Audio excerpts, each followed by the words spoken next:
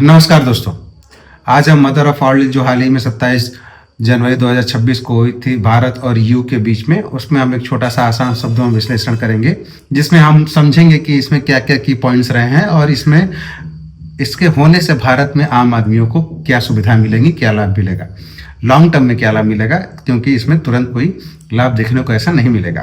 तो इसमें कुछ 6 ऐसे पॉइंट्स बताए गए हैं जिसमें भारत और यूके के बीच में ऐसा समझौता हुआ है और ये लगभग आपको बता दें कि 20 साल से ये डील की बात चल रही थी जिसमें फ्री ट्रेड एग्रीमेंट होना था और इसमें बात नहीं बन पा रही थी क्योंकि एक वैश्विक स्तर पे शिफ्ट चल रहा है। लोग अमेरिका की तरफ ना जाते हुए अब एशिया की तरफ, चाइना, रशिया, इंडिया, यहाँ पे लोग अपनी अपॉर्चुनिटी देख रहे हैं, यहाँ पे मार्केट देख रहे हैं और डॉलर की एक सुप्रीमेसी को कम कराना चाहते हैं। इसलिए यू की जो भी कमीशनिंग प्रेसिडेंट है, जो कमीशन प्रेसिडेंट है, जो कि हमारे गणतंत्र दिवस पर इस बार एज ए चीफ गेस्ट भी थी और उनका पूरा संघ था, उनका नाम था उर्सुला वॉन डर लियन जो कि as a chief guest Republic Day पे थी।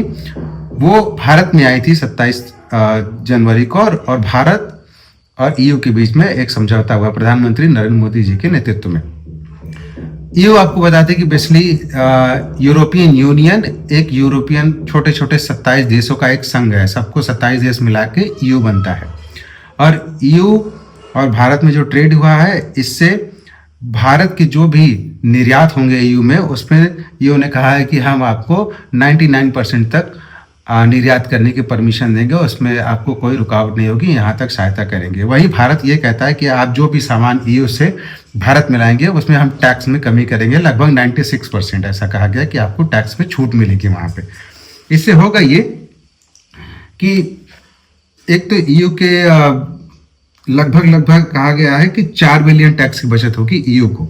दुनिया की लगभग 25% जीडीपी को ये भारत और ईयू कवर करता है।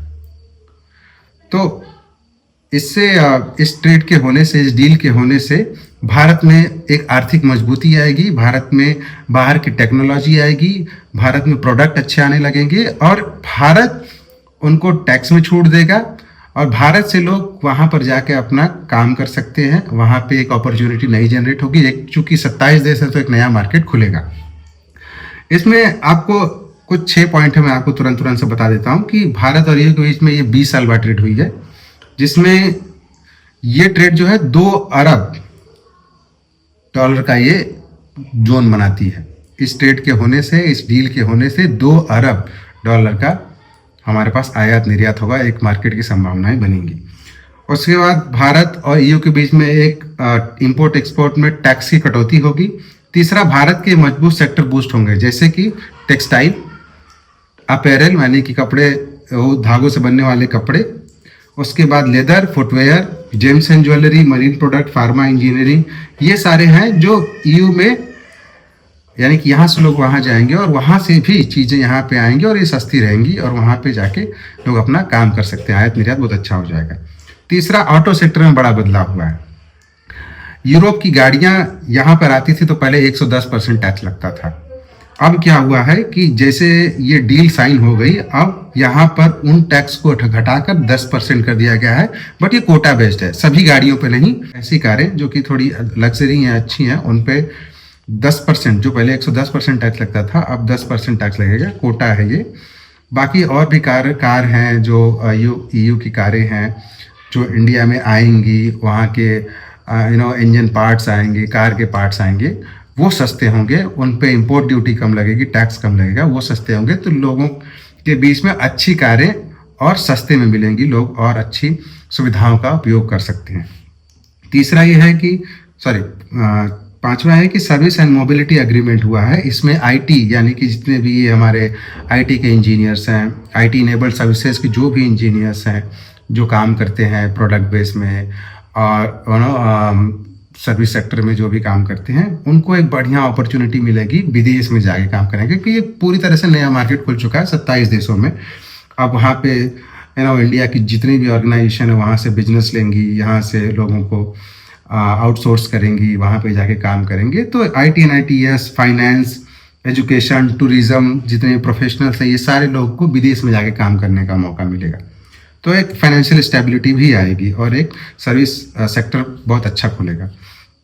छठवां है सिक्योरिटी, डिफेंस और टेक्नोलॉजी। इसमें ये है कि जितने भी साइबर काउंटर टेररिज्म ऑपरेशंस, उसमें जो टेक्नोलॉजी लगती है, जितने भी उसमें टेक एंड टूल्स लगते हैं जो भी डिफेंस से रिलेटेड हैं, उसमें भारत और ईयू के बीच में जो भी समझौते हुए हैं, क्योंकि ईयू थोड़ा एडवांस है तो भारत में वो चीज़ टेक्नोलॉजी आएगी और यहाँ से इनको जो भी चीज़ें चाहिए, यहाँ भारत भी अपना एक डिफेंस में मजबूत सेक्टर बना चुका है। जब से ब्रह्मोस ये सारे मिसाइलों को उसने यहाँ इंडिजिनियसली डेवलप करना शुरू किया है, तो भारत की भी एक छवि ग्लोबल लेवल पे बड़ी बनती जा रही है, तो उनको भी एक तरीके से फ़ायदा होगा। अब इसमें मैं आपको बता दूं कि आम आदमियों को क्या फ़ायदा मिलेगा। सबसे पहले तो रोज़गार बढ़ेंगे, वहाँ पे लोग जाके काम करेंगे और वहाँ से चीज़ें आएंगी, तो यहाँ पे भी लोग उसके हब्स बनाएंगे और वहाँ से बिजनेस लेंगे, तो एक तो रोज़गार बढ़ेगा। छोटे छोटे किसानों के जो उत्पाद हैं वो एक्सपोर्ट हो सकेंगे, जो अभी तक सीमित थे इधर कंट्रीज़ में, यूएस में, कनाडा में, यहाँ तक जाते थे, अब यूरोपियन यूनियन में डायरेक्टली सीधा ट्रेड चैनल के थ्रू जाएंगे, वाया होके नहीं जाएंगे। तो एक तो छोटे किसानों, जो हमारे उत्पाद हैं यहाँ के फूड प्रोडक्ट्स है, वो वहाँ पे जाने लगेंगे सीधे तौर पे। दूसरा है युवाओं के लिए विदेश मौके का फिर एमएसएमई जितने भी स्टार्टअप्स हैं वो मजबूत होंगे, क्योंकि अब अपने प्रोडक्ट को वहाँ पे भेज सकते हैं।